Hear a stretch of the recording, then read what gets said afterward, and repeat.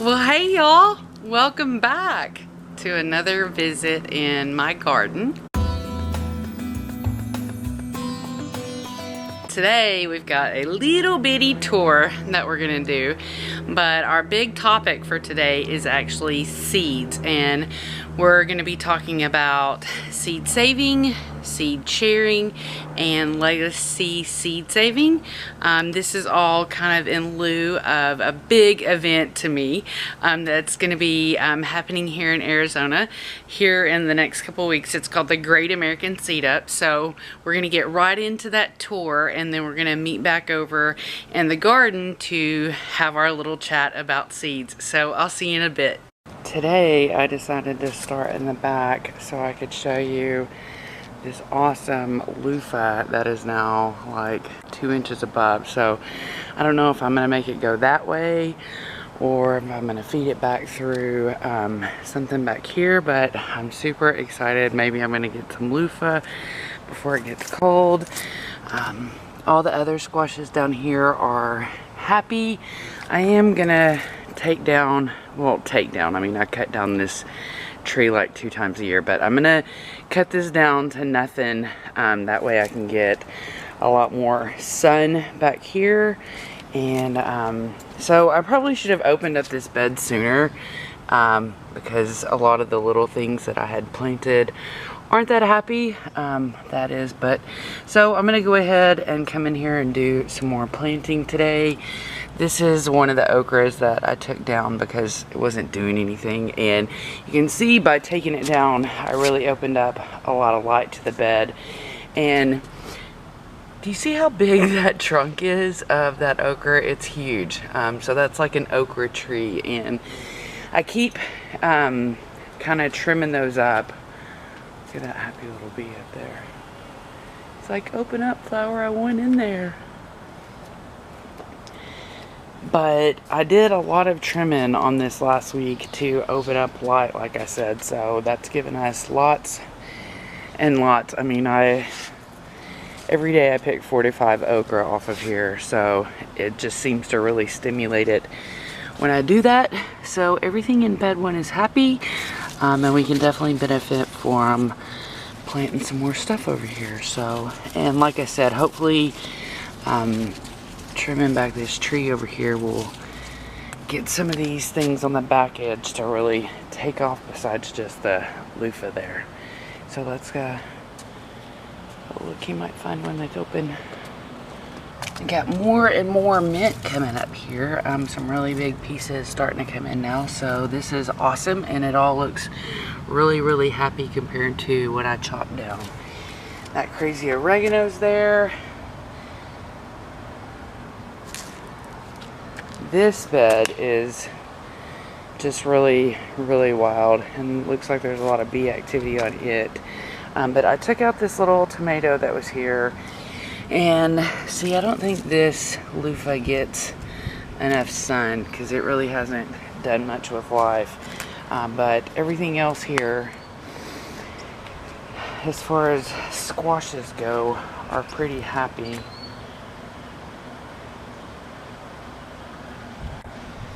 Look at this, my pumpkin has got a flower on it, and it's almost all the way over here, and once it gets a little bit further we're gonna weave it up the ladder. But this is exciting to see that this happy little thing is flowering. Now this is I think this is a spaghetti squash that is really planted on that side, but I pulled it through and just let it come this way, and this butternut here keeps wanting to kind of tuck behind it, but you can see that there's flowers starting to come, so these cooler days are about to be a big payoff for us. And now let's go over to bed 3 and check out the excitement over there. We had a big monsoon this weekend, so we took down our cover. Oh, don't want to disturb that bee over there. So we took down our cover because we got a big rain and the winds were whipping. So I'm going to decide today if I'm going to get that back up. All my kales down here are happy, and I'm gonna have to get in here and get this grass out before it takes over my lettuces. But all my lettuces are happy, and this pepper is super happy. Now, when you come over here to the back, this is where the real beautiful stuff happens. And because the temperatures have been so much cooler, last week I was like, you know what? I should go over there and see if anything is in all that. And looky here. This is the biggest watermelon we've ever had. This is super exciting. So, yeah, I have to kind of keep coming over here because this is such a mass and there's so many flowers. And, oh look, see there's another watermelon right there. That one doesn't look like it really formed up, but this is like a little happy bee zone. Lots of little bees down there. See, getting pollinated. So soon we should have Armenian and watermelon just going crazy.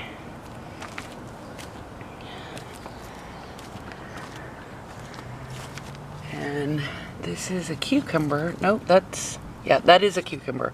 So that's awesome because the rest of it goes that way. So maybe this will come out the front. And look at how beautiful those mustard greens look. Those are the happiest. Besides that red romaine, it looks awesome. Looks like something's kind of munching on it, but that's okay. We'll just plant more. And look, this goes all the way here. Now it's going underneath the pallet. So let's get it up there, or at least right there. And the sweet potato bed is just kind of hanging in there. See, it's got issues, and I don't know if keeping it covered is making it happy. So I'm getting tired of this. So today, this week, I mean, what the heck? Come on, why do you look like that? See, this looks like blight. This looks like the same thing that is going on with those tomatoes I showed you last week. So I'm just over this. And, you know, so I don't know, this might not last very long. One pumpkin doing nothing.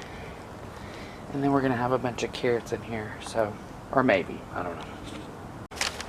All right, guys. Well, I hope you enjoyed our little tour. We're pretty pleased with how things are going right now.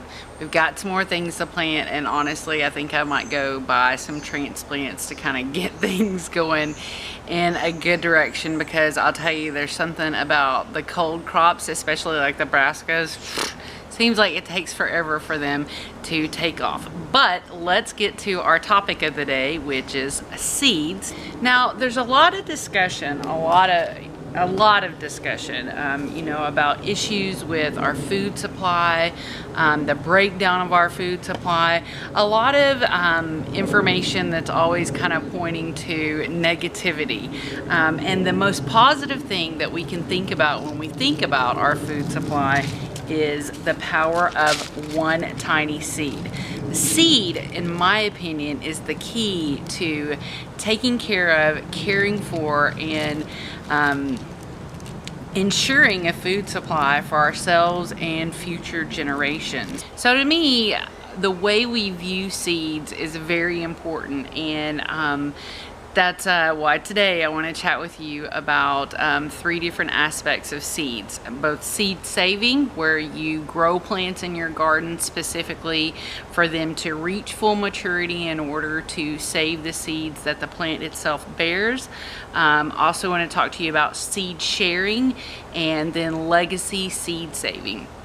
Okay, so this year was the year that I probably did the best with collecting seeds in my garden, and part of that was easy because I had a lot of lettuces growing in my kiddie pool, and so several of them were allowed to go to flower. So a lot of people call that bolting. That's when a distinct stalk comes up the middle of specifically lettuce plants, and really and truly it happens with brassicas as well. But that distinct stalk comes up the middle of the plant, and that stalk is going to be bearing the flowers of that plant, and once the flowers are allowed to bloom and completely dry out, the seed pods will form. And it's important almost every time to just let the plant and the seed pod completely dry there on the plant and then collect the seeds. Now we have my mom around here a lot, so we get a lot of these bags, and so I use these a lot to go around and collect my seeds, and sad to say there's still some seeds that I haven't processed from last year. These are red romaine, and so when I was in the garden I would just go along, and if I saw something that was ready to come off like these, I would just bring out one of these extra bags that we have around, scoop up the whole plant itself and just shove it down in the bag, and I would always leave it open. That way if there was any little bit of green left, it was sure to dry out. And I did pretty good this year. I got a lot of lettuce seeds. These are still some flower seeds that I need to process, but over here you'll see that I did really good with cilantro. I got quite a few cornflower seeds, and that's quite a bit of seeds when you think about it.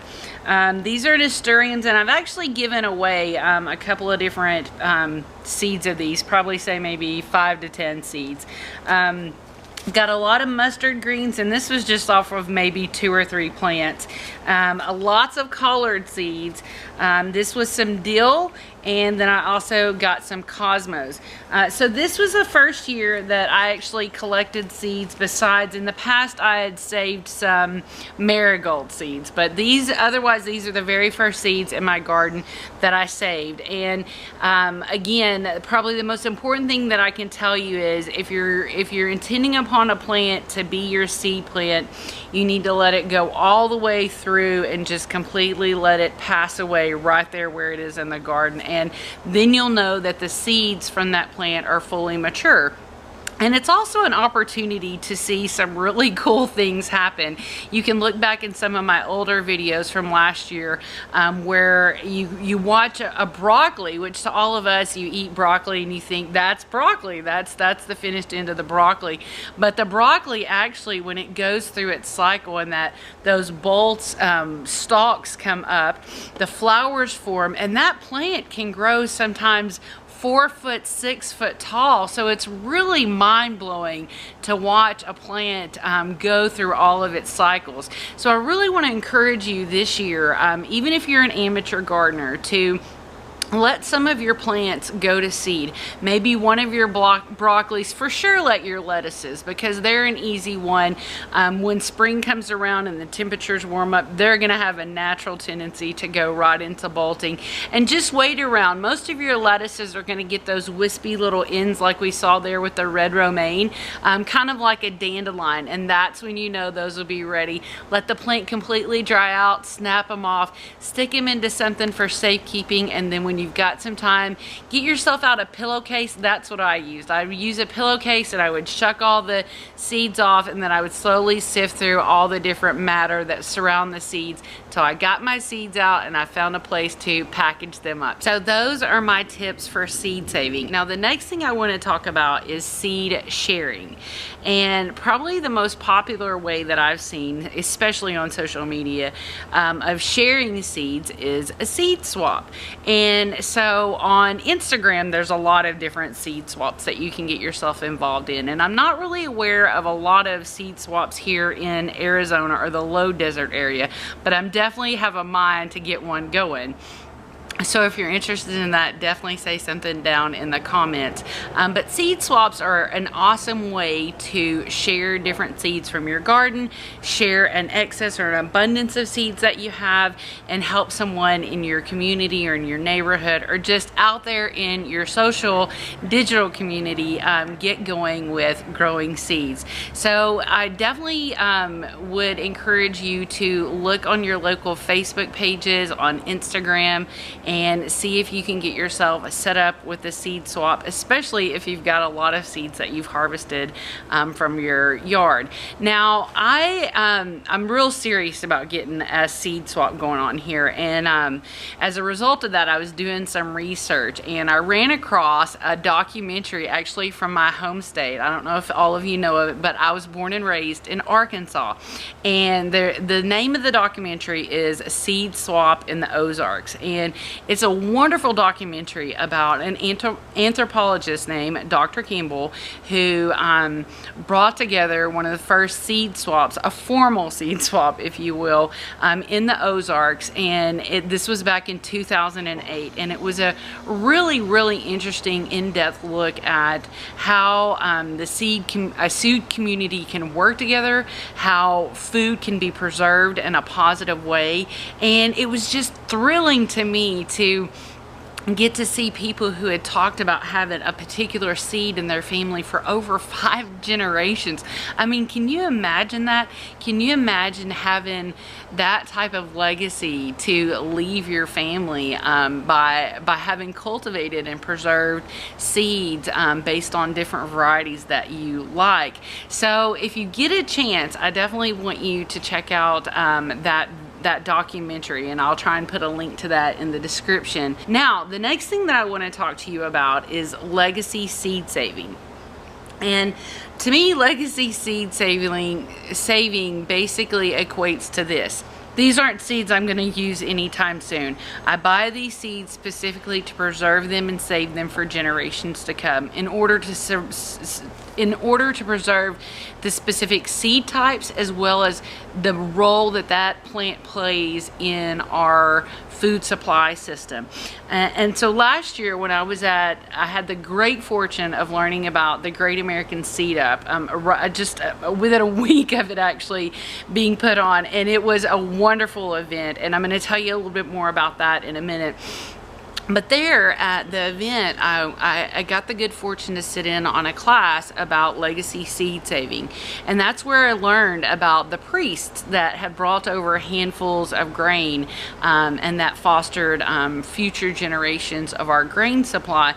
So it really, right then, I mean, I immediately got up from that little class and went back into the seed area and got more seeds with the intention of only saving them for legacy seed saving. And these are seeds that I will pass on to my children, and if they never use them, because these are to be preserved and saved in case of an emergency, and if they never use them, I hope that they'll pass them on, and I hope that they do use them at some point so that they can get more seeds from them.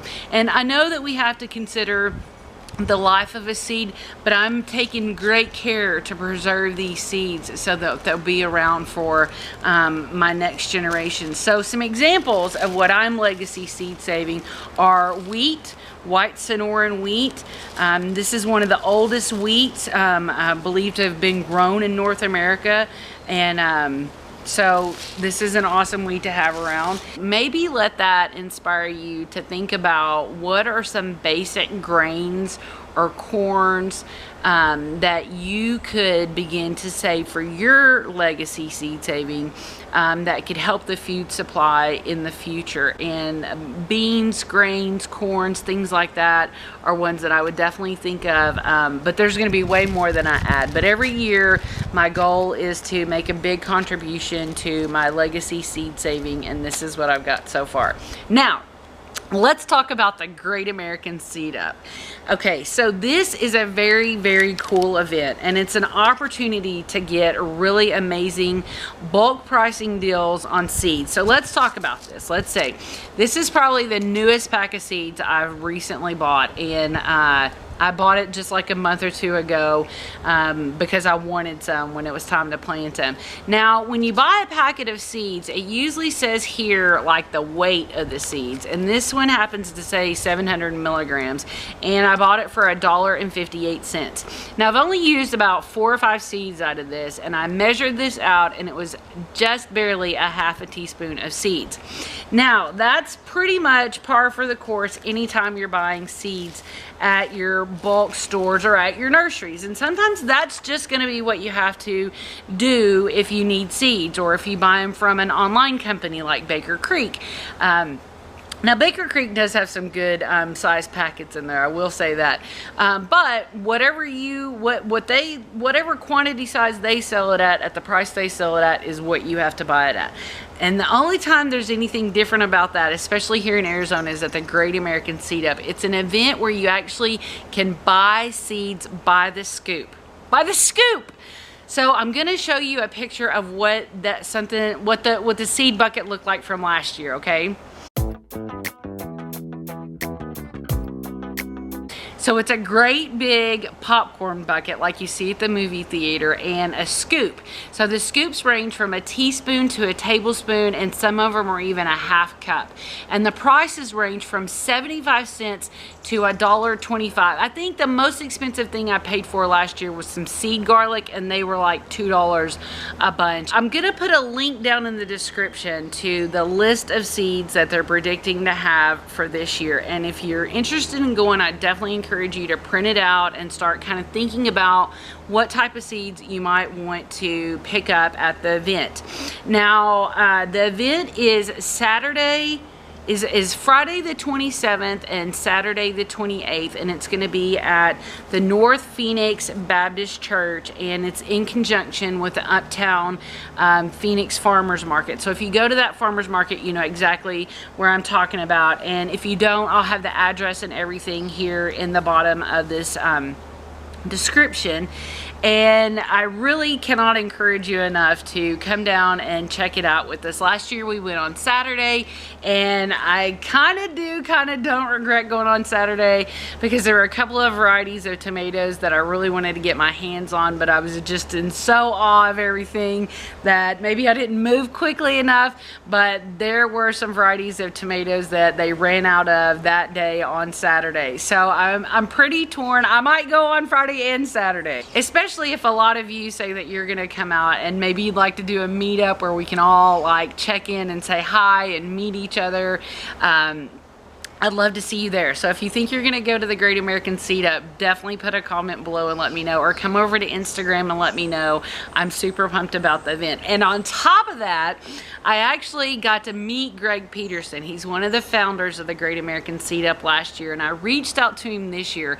And this week I'm gonna get to go over and check out the big haul shipment of all the seeds and do an interview with Greg and get some behind the scenes information about the Great American Seedup. So if you'll tune in later this week, you'll get to see that footage and that interview with Greg.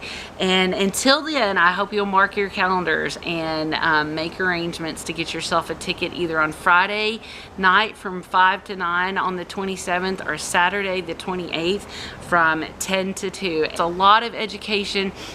It's a lot of community, and to me, as I always say it, that's the thing I love about gardening most. We get to grow food and we grow communities. So please think about coming out to that event here if you're in the state of Arizona. Now, I want to thank you all for tuning in whenever you get a chance. I hope you enjoyed my conversation today about seeds, and I hope that I get a chance to see some of you at the Great American Seedup. But we'll debut that footage on Friday, our interview with Greg Peterson and the Great American Seedup. And until next time, I hope you have the best day ever, and we'll check in with you again sometime.